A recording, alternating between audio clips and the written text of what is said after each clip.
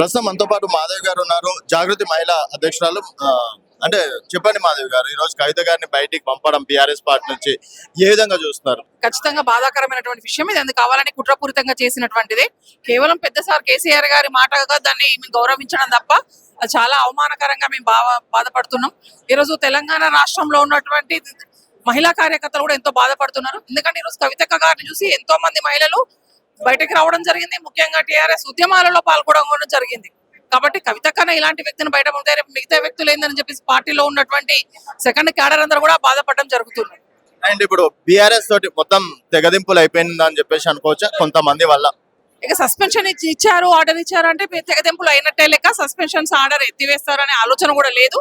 దాన్ని అక్క ఇప్పుడే చెప్పిండ్రు. సార్ మాటగా గౌరవిస్తాం, సార్ ఏ నిర్ణయం తీసుకున్నా పెద్ద సార్ మాటగా గౌరవిస్తామని చెప్పారు. కాబట్టి తెగదెంపులు అయినట్లే. ఇకపైన ఏ విధంగా ఉండబోవచ్చు అనుకోవచ్చు జాగృతి? ఒకటే విషయం క్లియర్ గా చెప్పడం జరిగింది. కవితక్క ఎవరి ఆధ్వర్యంలో గానీ ఎవరి సపోర్ట్ తో గానీ ఇంకొక పార్టీలో మాత్రం జైన్ గాను. నాకంటూ ఒక సొంత ఆలోచన, నా కార్యకర్తలను, నాకు ఉన్నటువంటి నమ్ముకున్న నాయకులను ఆలోచించి త్వరలో ఒక మంచి నిర్ణయాన్ని తీసుకుంటామని చెప్పారు. అండ్ కేవలం కొంతమందిని టార్గెట్ చేశారు కదా, హరీష్ రావు, సంతోష్ రావు, వారిపైన కూడా యుద్ధం ఉండే పరిస్థితి రావచ్చు అంటారా?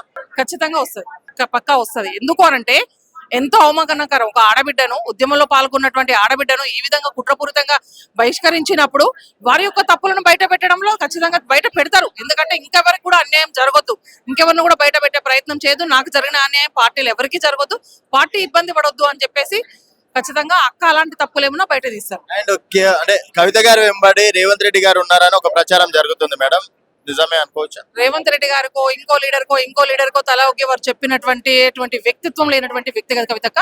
తనకు ఒక ప్రత్యేకమైన ఎజెండా ఉంటుంది. తనకు ఒక వ్యక్తిత్వం కలిగినటువంటి వ్యక్తి, తనకు ఒక మంచి ఆలోచన విధానం ఉంటుంది. కేసీఆర్ గారి తర్వాత రాష్ట్రంలో ఒక మంచి ఆలోచన కలిగినటువంటి వ్యక్తి అంటే కవితక్క గారే. తనకు ఒక సొంత ఆలోచన ఉంటుంది. కార్యకర్తలను, నాయకులందరిని ఆలోచించి మంచి నిర్ణయం తీసుకుంటారు తప్ప రేవంత్ రెడ్డి గారు చెప్తారు, ఇంకే రెడ్డి గారు చెప్తున్నా వినే వ్యక్తి కాదు.